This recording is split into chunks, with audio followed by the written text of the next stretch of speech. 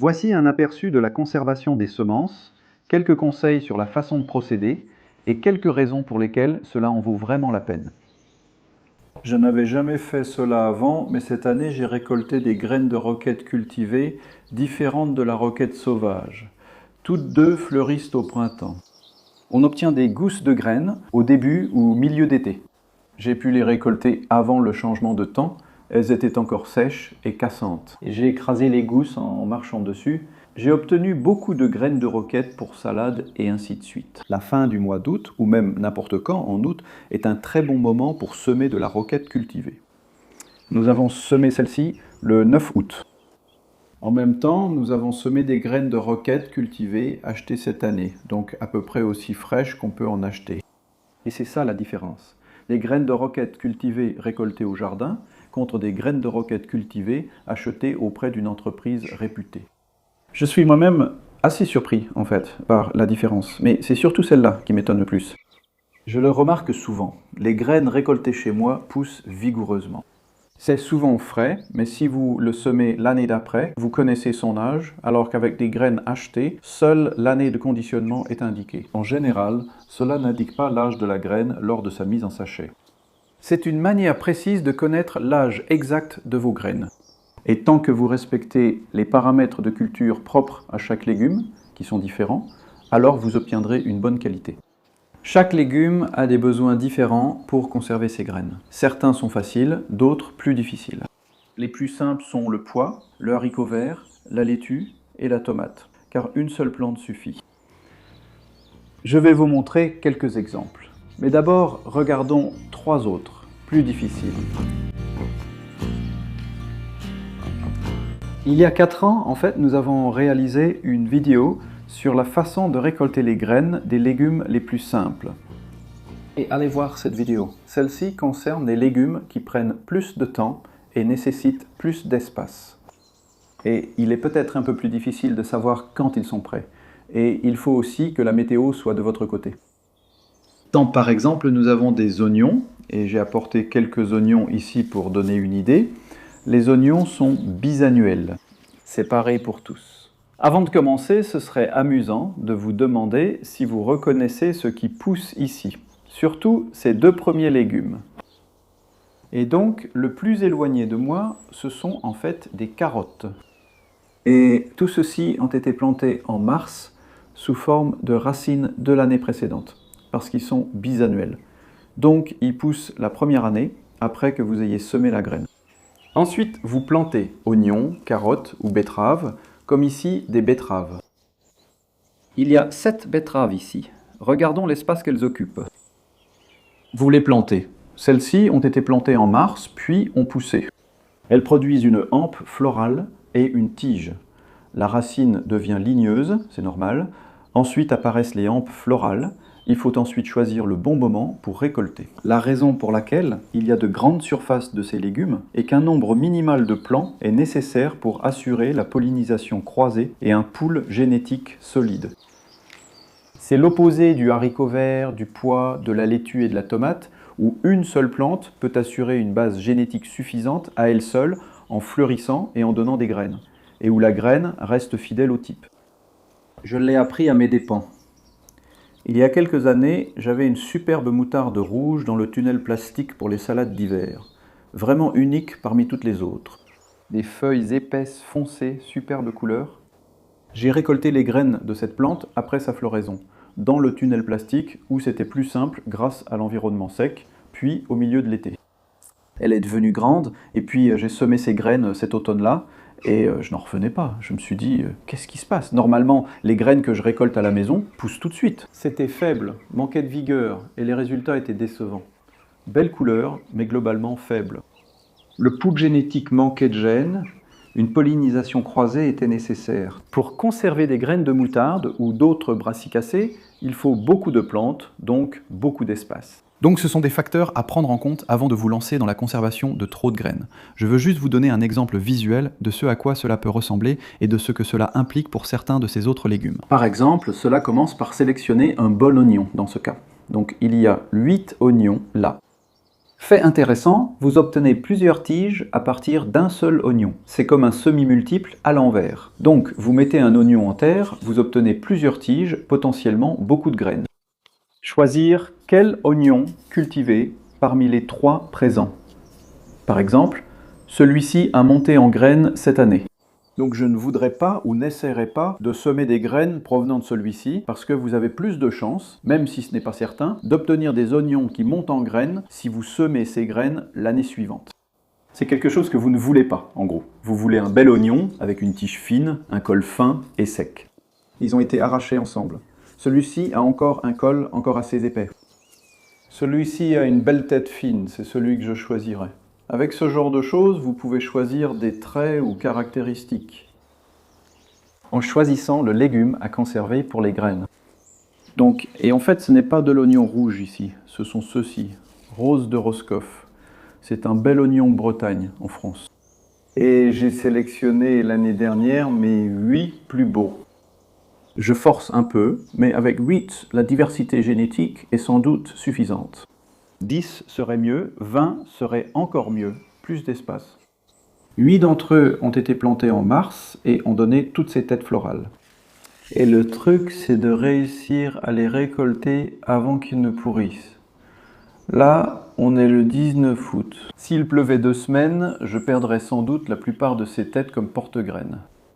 Mais si on a du soleil et de la pluie en alternance, comme en ce moment, je pourrais y arriver. J'attends qu'ils sèchent pour les ouvrir et récupérer les graines d'oignon.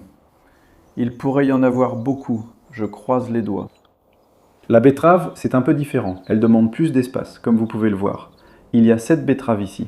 C'est la variété Boltardi que j'aime particulièrement, mais qui m'a vraiment déçu récemment. C'est une autre raison de conserver ses propres graines à la maison, si vous pouvez, améliorer le patrimoine génétique grâce à votre propre sélection. Donc j'ai sélectionné des betteraves Boltardi particulièrement belles et grosses dans le stockage pendant l'hiver. Je les ai mises en terre en mars et voilà ce qui s'est passé jusqu'à présent. Nous en avons perdu une, elle s'est renversée. Il faut soutenir les têtes porte-graines à cause du poids. Oui, une a été prise par la tondeuse, je crois qu'on l'a perdue. Mais il reste assez de plantes pour la pollinisation croisée. Et je regarde, je surveille. Et quand on voit par exemple celle-ci, où ça devient un peu plus brun, je cherche un brunissement de la tige et les grappes. Ce sont des betteraves et des épinards. Des épinards pendent sous le toit du bac à compost, arrachés il y a quelques semaines. Et maintenant, c'est devenu brun et on est prêt à extraire ces graines. Et elles ressemblent beaucoup à celles de ces plantes apparentées. Frottez les grappes lorsqu'elles sont sèches. D'abord, une fois presque sèches, je les détache en les tordant, les suspends sous un toit pour finir de sécher, puis nous les traiterons pour extraire les graines.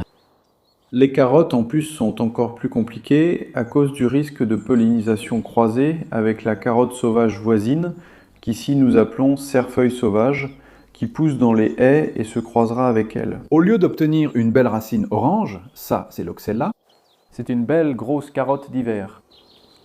La carotte sauvage a une longue racine fine et blanche, ce qui crée un mélange intéressant des deux. Je ne peux toujours pas être sûr qu'ils ne l'ont pas fait. Nous avons installé un filet là où vous voyez ces 4 poteaux au-dessus. Et il y avait juste un petit trou dans ce filet que nous n'avions pas remarqué. Et avant même qu'on s'en rende compte, il y avait plus d'insectes à l'intérieur de ce filet qu'à l'extérieur. Je pense qu'il y a eu un peu de pollinisation croisée là, mais on va quand même garder les graines, puisqu'on est arrivé jusque-là, et c'est tout ce que j'ai pu faire jusqu'à présent, je viens juste d'en arracher une. Petite tête qui brunissait. Elles mûrissent à des rythmes différents. Et sous tout ce bazar, avec les graines récoltées soi-même, il faut beaucoup trier. Il y a quelques graines de carottes que je pense semer 1 ou 2, même cet automne, ou très bientôt. Ça me donnera une idée de leur croissance, et de la qualité des graines avant un gros semis l'an prochain.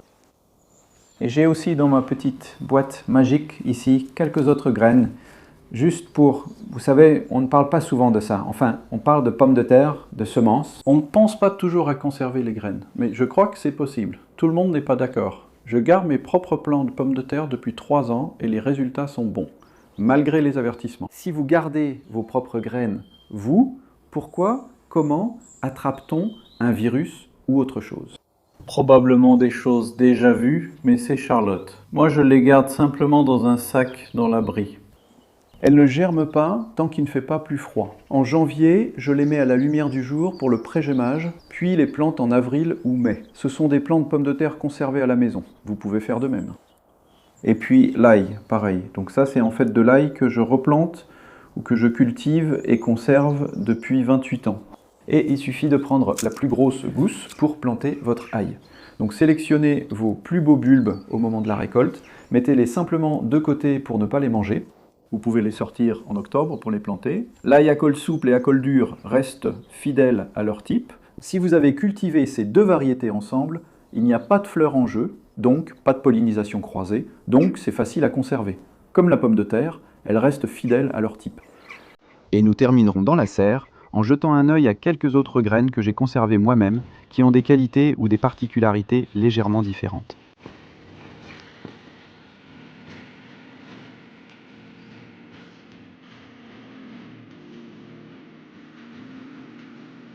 Voici quelques exemples de graines que j'ai conservées. Je vais brièvement présenter cette sélection pour que vous voyez ce que cela implique et décidiez si vous pouvez le faire. Comme la laitue. Potentiellement facile parce qu'avec une seule plante, vous pouvez obtenir beaucoup de graines. Voilà, ce sont des graines de laitue granola red que j'ai conservées il y a 2 ans en fait, je crois. Elles restent bonnes et germent 3 ou 4 ans, mais avec une vigueur un peu moindre. Et voici une autre belle variété, 2019 Maravilla di Ferrano. Et c'est comme ça que je conserve souvent des graines, dans des petites enveloppes brunes ou autres. Ça peut être du polyéthylène si vous êtes absolument sûr qu'elles sont sèches. Et voici à quoi ressemble la graine de laitue lorsqu'elle sèche. J'en ai frotté un peu de la plante que j'ai arrachée et je me suis rendu compte qu'elle était encore un tout petit peu humide. Alors j'en ai juste frotté un peu et j'ai suspendu la plante pour la faire sécher dans le garage jusqu'à ce qu'elle soit complètement sèche, puis on finira ce travail. Et on obtient toutes ces tiges et ces parties fleuries. Et la graine qui est là, vous voyez ces petits morceaux blancs, peut-être que vous pouvez voir en dessous, et elles doivent être séparées. Regardez la dernière vidéo. J'ai lu qu'un peu de vannage au vent peut suffire. Il est plus facile de récupérer les graines de pois, car avec les pois, on est très proche d'obtenir la graine au moment même où l'on mange les pois. Il suffit de les laisser non cueillis 1 mois de plus. 4 variétés que j'aime vraiment, Hearst Green Shaft, Starlight, Tall Sugar et Alderman. Donc chacune est simplement dans son propre bocal ou sachet. C'est tout à fait faisable, possible et pas difficile à faire ou à stocker. Et je trouve qu'ils se conservent assez longtemps. Les pois, encore une fois, restent viables pendant 2 ou 3 ans. C'est une histoire similaire pour les haricots. Donc tout cela, ce sont des haricots de différentes sortes. Ceux que j'ai trouvés qui peuvent fonctionner avec une seule plante, y compris le soja d'ailleurs, qui est là au milieu. Faites-en pousser un peu pour les edamame. Ou haricot Lottie. Je cultive ça uniquement pour manger, mais le bonus, c'est qu'on a aussi la graine. Donc, parmi les haricots qu'on a pour manger cet hiver, on mettra simplement de côté quelques graines à semer au printemps suivant. Les haricots verts, vous pouvez aussi les manger. C'est un haricot nain. Et vous pouvez voir que c'est un bel échantillon de graines qui est là depuis septembre dernier. Je compterai encore dessus pendant 2 ou 3 ans. Et c'est une variété appelée Orinoco. C'est un joli haricot jaune. Et puis les fèves, elles se croisent par pollinisation. Donc si vous avez différentes variétés de fèves qui poussent à proximité, elles ne se reproduiront pas fidèlement. Ici, chez Homemakers, où je n'ai pas de voisins de parcelle à proximité, ça rend les choses plus faciles. Je cultive simplement l'Acquadulci Claudia. Et c'est intéressant, c'est de l'Acquadulci Claudia d'il y a 2 ans. C'est ma variété préférée. Et voici l'Acquadulci Claudia de cette année. Vous voyez qu'il y a une différence de couleur et d'apparence. Je trouve que les fèves que j'ai semées cette année, bien qu'elles aient 2 ans, ont très bien levé et se sont bien conservées. Je les stocke simplement dans ces récipients. Tant que la graine est sèche, complètement sèche, quand elle est mise dans des récipients comme ceux-ci, tout ira bien. Pour les sécher, ce que je fais, c'est que je les mets dans un récipient comme ça, ou autre, sur un plateau, sur un rebord de fenêtre ensoleillé, pour y parvenir. Maintenant, pourquoi ces tomates sont-elles ici? C'est parce que je voulais souligner un point important sur les hybrides et les variétés à pollinisation libre. Cela signifie simplement une croissance et une reproduction naturelle. Et ces deux tomates, par exemple, Black Russian et Burner Rose, de belles tomates, donc nous allons simplement les manger. Avant de les manger, nous allons retirer, conserver et traiter les graines. Cette belle tomate, appelée Sun Gold, ma tomate cerise préférée, n'est pas à pollinisation libre. C'est un hybride F1. Donc si vous gardez les graines de celle-ci, ce que j'ai fait il y a quelques années juste pour voir, 10 graines m'ont donné 10 plants et ils ont tous poussé différemment et aucun d'entre eux n'était particulièrement bon à manger. Donc ne faites pas ça. Les hybrides, vous ne pouvez pas vraiment garder les graines, enfin vous pouvez les garder, mais elles ne donneront pas des plantes fidèles à l'original. Alors vérifiez simplement. Voici toutes les variétés de tomates à pollinisation libre dont j'ai récolté les graines cette année. Mettons-les à nouveau dans une petite enveloppe brune une fois que les graines sont complètement sèches. Vous pouvez faire de même pour les fleurs. Donc ça, c'est du souci de l'année dernière, du Rudbeckia. N'importe quelle fleur que vous aimez particulièrement, il vous faut souvent une bonne période de temps sec en automne pour que la belle fleur monte en graines et produise des graines viables. Ça devient plus difficile maintenant. Par exemple, le melon. Ceux-ci sont des Minnesota Midget, une belle variété de melons, moyen à petit, dont j'ai gardé les graines d'une seule plante l'année dernière. Et ça a marché, avec une seule plante, c'était très bien. Et la partie la plus importante, c'est qu'il n'y avait aucune autre variété de melon à proximité. Sinon, il y aurait eu une pollinisation croisée, comme c'est justement le cas cette année, avec du petit gris de Rennes à côté. Je ne peux pas récolter de graines de l'une ou l'autre sans le risque et la probabilité qu'elles se croisent par pollinisation, ce qui, tu sais, pourrait ne pas te déranger. C'est entièrement ton choix, il faut juste être conscient que ça peut arriver. Je pense encore avoir eu beaucoup de graines de cette plante l'an dernier, donc je suis tranquille pour l'année prochaine avec cette quantité. C'est une histoire similaire pour les épinards. Voilà à quoi ressemblent les graines d'épinards que j'ai récoltées chez moi. C'est pas l'échantillon parfait qu'on obtient avec des graines d'épinards achetées, mais ce n'en est vraiment pas loin. Il y a un peu de duvet et de débris, mais beaucoup de belles graines. Je remarque toutefois que la germination n'est pas totale pour celle-ci. Les épinards, c'est particulier, et il y a beaucoup d'autres variables. Mais je suis content de la façon dont ils germent et poussent surtout. On obtient de belles feuilles vert foncé. Ceci est de la coriandre, et elle est encore en train de sécher en fait. Donc ça vient d'une plante qui poussait près d'autres plantes. Une bonne pollinisation croisée a donc dû avoir lieu, ce qui est nécessaire pour cette plante, membre de la famille des ombellifères. Toutes en ont besoin.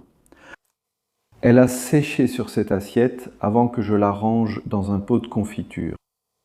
Et on peut la manger. Donc c'est une autre de ces graines comestibles qui vous donne un double avantage.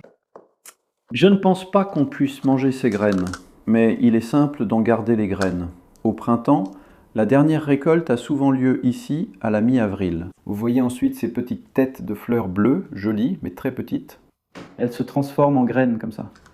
Et la difficulté avec la mâche, c'est que, avant même que vous ne vous en rendiez compte, la plupart des graines sont déjà tombées au sol avant que vous ayez pu les récolter vous-même. Surveillez et récoltez la plante entière avec précaution avant que toutes les graines ne sèchent. Vous en récupérerez ainsi la plupart. Placez-la sur un drap et frottez pour extraire les graines. Faites-les sécher dans un endroit sec, par exemple sur une assiette, puis conservez-les. Maintenant, nous entrons dans le domaine de ce qui est encore plus difficile. Voici une moutarde de la famille des Brassicacées. Donc toutes les plantes de la famille des Brassicacées, c'est-à-dire les moutardes, les choux frisés, etc., ont toutes besoin de plus d'une plante et elles deviennent toutes assez grandes. Ici, il y a 5 plants de moutarde. En fait, c'était de l'engrais vert, d'où ma culture de moutarde blanche, Sarnatia salba. Et je les laissé fleurir, c'est joli, c'est vraiment une bonne chose à faire. Elles sont bonnes pour les insectes. Et puis, environ 6 semaines plus tard, les goûts sont enfin séchés, nous les avons récoltés et piétinés pour les ouvrir, puis nous les avons vannés en hiver pour obtenir cet échantillon assez propre. C'était il y a 2 étés, puis en octobre dernier, déjà 1 an. Je l'ai semée une seconde fois, elle a très bien poussé, sans doute car elle était fraîche. Vous savez, je connais son âge. Et elle est toujours bonne. Je parie qu'elle poussera encore bien cet automne quand je la sèmerai à nouveau. Et oui, de la roquette. C'est la roquette dont je parlais au début de cette vidéo. Voici le résultat et tout ce que j'ai obtenu. Mais elle, c'était environ 3 mètres carrés de roquette que nous avions récolté pendant l'hiver et que j'ai ensuite laissé fleurir. Je n'avais finalement pas besoin de ce bout de terrain. De très jolies fleurs blanches et j'ai récolté toutes ces graines à la mi-juillet. Donc vous avez vu l'avantage de cela. Je suis heureux de dire qu'elle reste conforme au type. Vous savez, il y a toujours un petit doute avec toutes les plantes à pollinisation croisée. Mais si vous le faites soigneusement comme je l'ai expliqué, il y a une très bonne raison à cela. C'est que vous obtiendrez des plantes plus fortes et plus saines. J'espère que vous apprécierez récolter vos graines et cultiver les plantes qui en seront issues.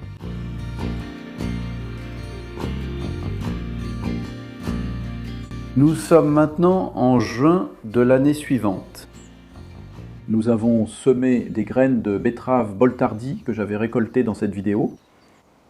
Nous l'avons semé le 25 février, puis transplanté ici en semis multiples partout. Et je ne savais vraiment pas à quoi m'attendre. Donc je suis plutôt satisfait. Les racines sont encore assez variables, mais ça va. Maintenant, elle sort d'une touffe de 4. Elles sont généralement en touffe de 4 ici. On en a déjà arraché une ou deux. J'en prends quelques-unes pour vous montrer à quoi elles ressemblent. Et la forme est en fait beaucoup plus uniforme et régulière que celle des plantes parentes. Eh bien, pas les parents en direct, mais les gènes. De la lignée, pour ainsi dire. Donc je pense qu'il me reste encore un peu de travail à faire pour retrouver cela. Il faudra qu'on garde encore des graines de celles qu'on sélectionne ici. Et on a des indications similaires avec les carottes aussi, elles sont bien oranges. On dirait qu'elles ne se sont pas croisées avec les carottes sauvages et qu'elles ont la peau lisse. Donc ouais, c'est une note encourageante pour finir.